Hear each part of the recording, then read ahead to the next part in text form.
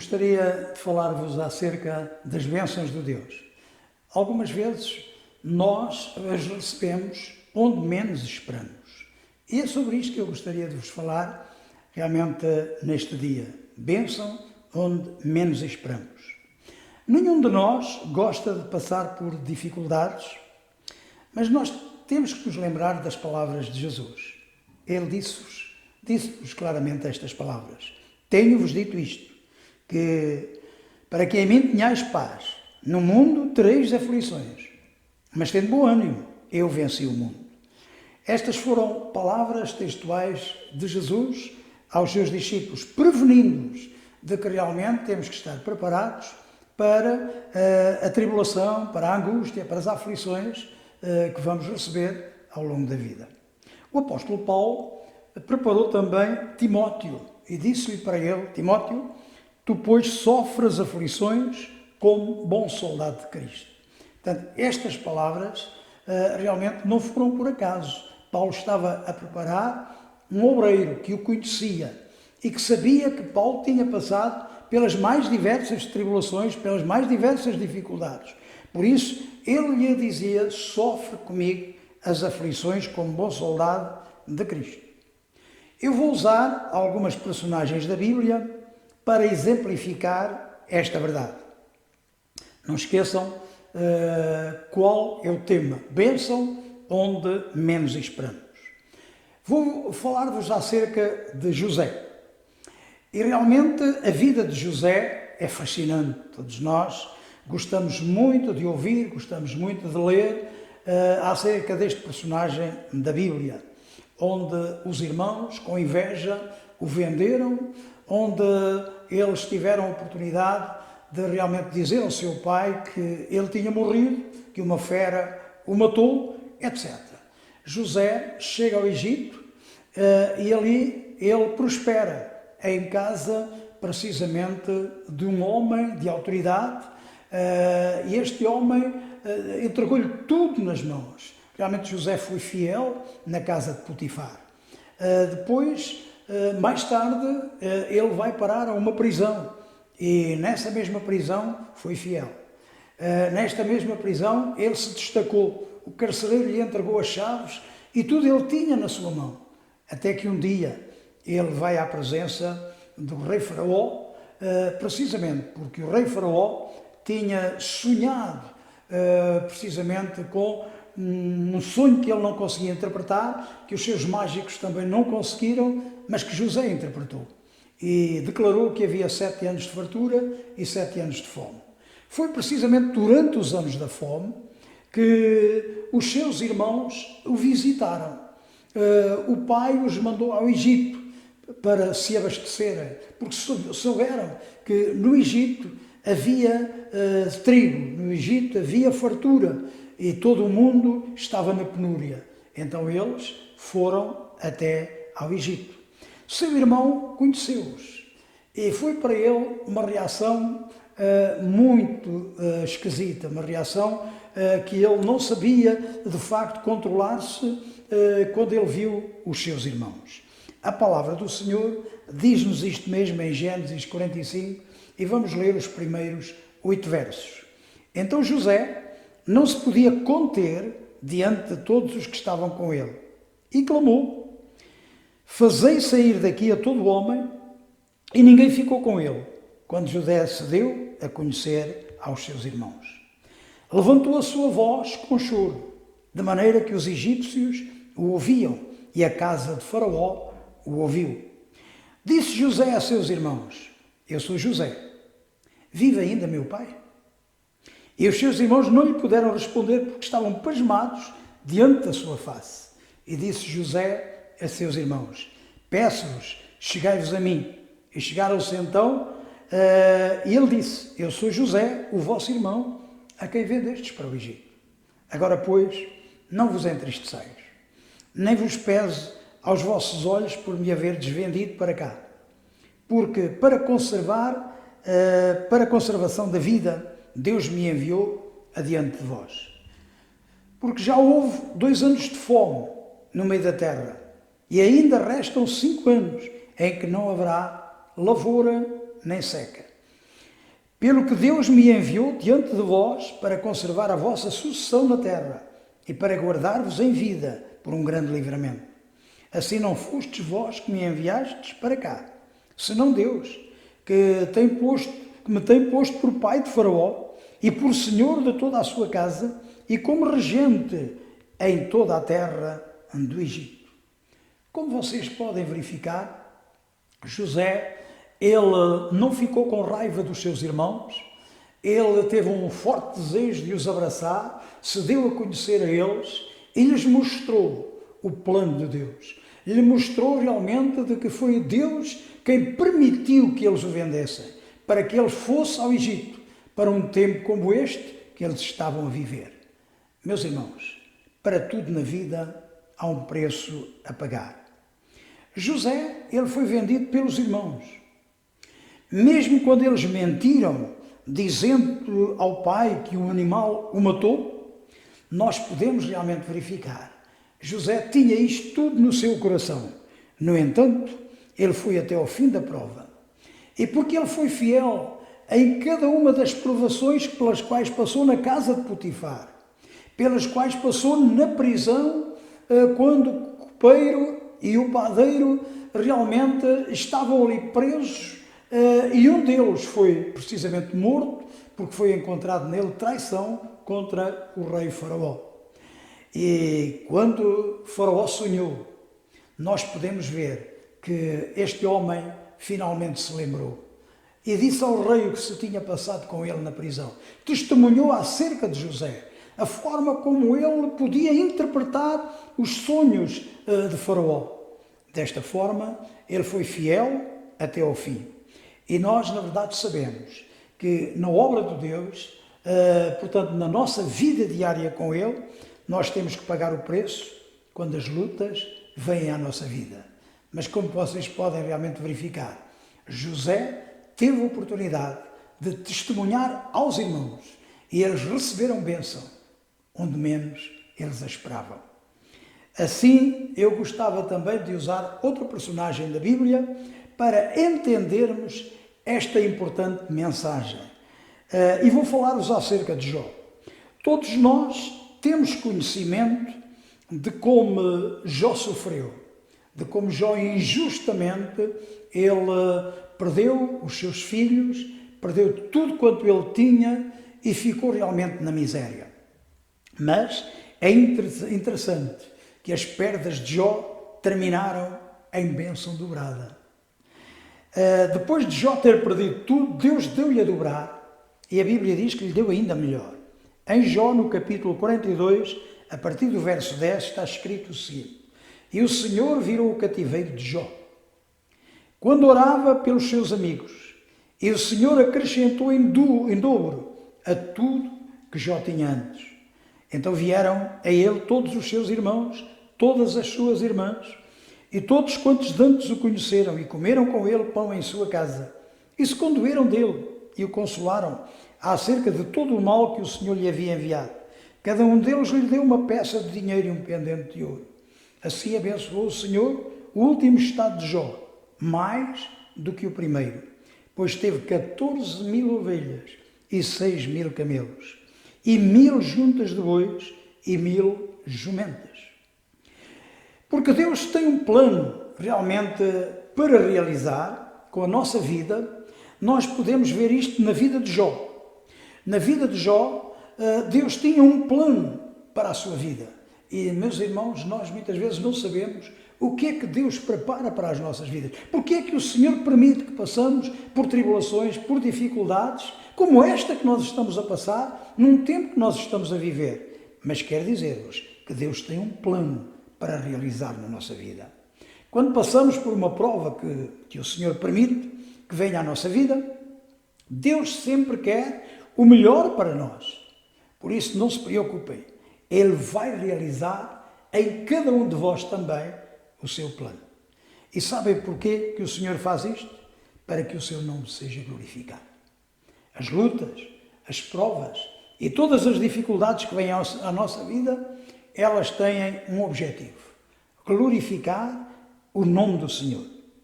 E nós vamos dar testemunho depois dessas provas. nós realmente vamos contar como Ele nos ajudou. E nós lemos finalmente, no último capítulo do livro de Jó, a forma extraordinária como Deus o abençoou, como ele orou por aqueles amigos, aliás, os chamados amigos de Jó, que o foram criticar. E só a vida deles se modificou quando Jó orou por eles.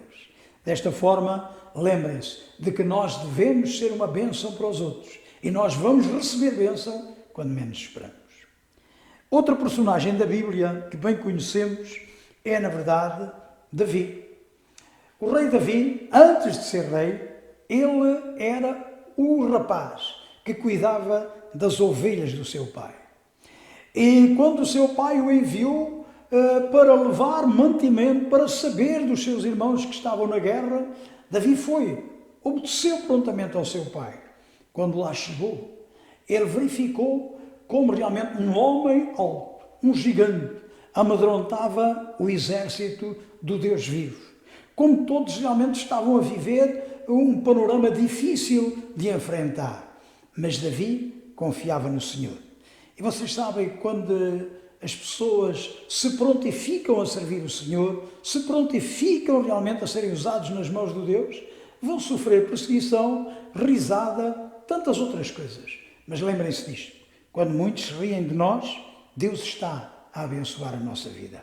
Está escrito em 1 Samuel, no capítulo 17, a partir do verso 42, diz assim: E olhando Filisteu, e vendo a Davi, o desprezou, porquanto era moço, ruivo e de gentil aspecto. Disse, pois, o Filisteu a Davi: Sou eu algum cão, para tu vires a mim com paus? E o Filisteu, pelos seus deuses, amaldiçoou a Davi. Disse mais o Filisteu a Davi: Vem a mim, e darei a tua carne às aves do céu e às bestas do campo. Davi, porém, disse ao Filisteu: Tu vens a mim com espada, com lança, com escudo. Eu vou a ti no nome do Senhor dos Exércitos, o Deus dos exércitos de Israel, a quem tu tens afrontado. Hoje mesmo o Senhor te entregará na minha mão, ferir-te-ei, tirar-te-ei a cabeça, e os corpos do arraial dos filisteus darei hoje mesmo às aves do céu e às feras da terra, e toda a terra saberá que há Deus em Israel. Vemos aqui, na verdade, como Golias desprezou Davi, ao ver aquele rapaz que avançava para ele com toda a convicção, com resolução. E é interessante que Davi não olhou o obstáculo. Por maior que seja o obstáculo, maior é aquele que está connosco. Irmãos, nós temos que ter sempre isto em mente. Maior é o que está connosco do que aquele que está no mundo. Essa blasfémia, esse desprezo, levou Davi à sua vitória. E eu quero dizer-vos que quando os outros se riem ou nos desprezem, nós vamos alcançar a vitória, porque Deus tem em conta tudo aquilo que fazem contra nós. Deus confunde os grandes, irmãos, para dar vitória aos seus pequeninos. E desta forma, lembramos a oração de Jesus: Graças te dou, ó Pai, Senhor dos céus e da terra, que ocultaste isto aos sábios e revelaste aos pequeninos. Na verdade, irmãos, Deus confunde muitas vezes aqueles que se levantam contra nós. E nós vamos receber bênção onde menos esperávamos recebê-la. Eu gostaria ainda de falar-vos de outro exemplo. E falaria agora do apóstolo Paulo, quando o Senhor trouxe uma nova graça à sua vida, uma nova compreensão.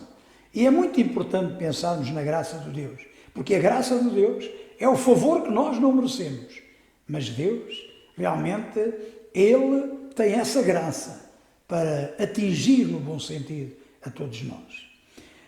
Disse-lhe o Senhor, em 2 de Coríntios, no capítulo 12, versos 7 a 9: E para que eu não me exaltasse pela excelência das revelações, foi-me dado um espinho na carne, a saber, o mensageiro de Satanás, para me esbofetear, a fim de não me exaltar.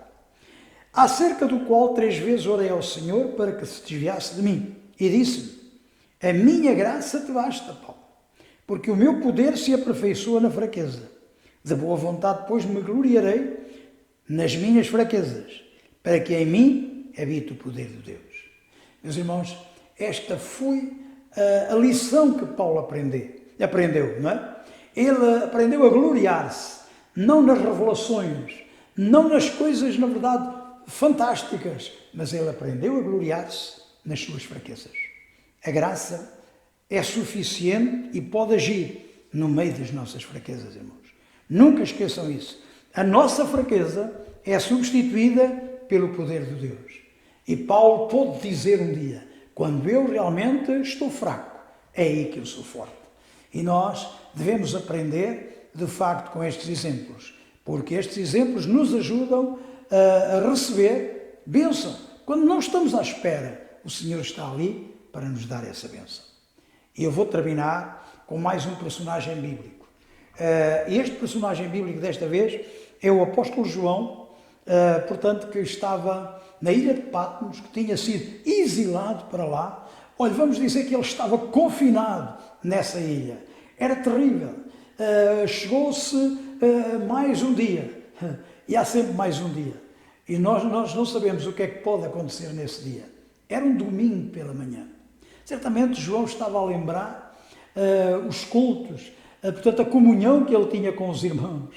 Agora estava naquela ilha, sozinho. Os outros apóstolos já tinham sido mortos. Ele era o único, o último que restava. Desta forma, o Senhor ainda tinha para João uma revelação para lhe entregar. E nós hoje temos o último livro da Bíblia, o livro do Apocalipse. Nós o temos nas nossas mãos. E nós damos muitas graças a Deus por esta revelação que o Senhor deu a João, muito menos ele esperava, não é? O exílio serviu de cenário para essas revelações que ele recebeu em Apocalipse. Vamos ler alguns versos aqui no capítulo 1, a partir do verso 9. Eu, João, que também sou vosso irmão e companheiro nas aflições e no reino e a paciência de Jesus Cristo, estava na ilha chamada Patmos por causa da palavra de Deus e pelo testemunho de Jesus Cristo. Eu fui arrebatado no Espírito no dia do Senhor e ouvi por detrás de mim uma grande voz, como de trombeta, que dizia: eu sou o Alfa e o Ômega, o primeiro e o derradeiro. E o que vês? João, escreve-o num livro. Envia-o às 7 igrejas que estão na Ásia, a Éfeso, a Esmirna, a Pérgamo, a Tiatira, a Sardes, a Filadélfia e a Laodiceia. E eu virei-me para ver quem falava comigo, e virando-me, vi 7 castiçais de ouro. E no meio dos 7 castiçais de ouro, um semelhante ao Filho do Homem, vestido até aos pés com uma roupa comprida e cingido pelos peitos com um cinto de ouro. E a sua cabeça e os cabelos eram brancos como a lã, como a neve, e os seus olhos como chama de fogo, e os seus pés semelhantes a latão reluzente, como se tivessem sido refinados numa fornalha. E a voz, com a voz de muitas águas, e ele tinha na sua destra 7 estrelas. Da sua boca saiu uma espada de 2 fios, e com o seu rosto brilhava como o sol, como que na sua força resplandece. E eu, quando o vi, caí aos seus pés como morto. E ele pôs sobre mim a sua destra, dizendo: não temas, eu sou o primeiro e o último, o que vive e fui morto, mas eis que estou vivo para todo o sempre. Amém. E tenho as chaves da morte e do inferno. Como vocês podem verificar, na prisão, João conheceu Deus mais de perto. E nós podemos, de facto, verificar, por maior que seja a tribulação, por maior que seja a angústia, quanto mais nós chegamos a Deus, quanto mais dependemos dele, mais nós podemos verificar que ele está perto, muito mais perto do que nós esperávamos. No exílio, João teve o privilégio de ver o céu do lado de dentro. Pensem nisto, meus irmãos. Nós olhamos e vemos o céu do lado de fora. E algumas vezes, quando vemos o primeiro céu, vemos as nuvens, vemos realmente um sol radiante, depende do clima, depende realmente da forma como o tempo está. Mas nós não podemos ver mais do que aquilo que os nossos olhos podem enxergar. Mas quando recebemos a revelação de Deus, nós podemos ver o céu do lado de dentro. Foi isso que João viu. Foi isso que ele transmitiu àquelas 7 igrejas da Ásia Menor. Foi isso que nós hoje temos, esta promessa que Jesus vai voltar e de que o mundo irá entrar em grande tribulação. Sim, porque nós estamos a viver apenas e só uma tribulação que está afligindo toda a humanidade, que está deixando a humanidade, portanto, completamente pasmada com o que está a acontecer. Nós vivemos um clima de medo, um clima de dúvida, um clima realmente que não sabemos como vai acabar. Mas há uma coisa que eu vos posso dizer: o Senhor, Ele quer nos dar bênção, onde nós menos pensamos recebê-la. Portanto, quando Deus quer abençoar, não há nada nem ninguém que o possa impedir. Que o Senhor vos ajude e que vocês possam guardar estes conselhos preciosos da Palavra de Deus. Amém.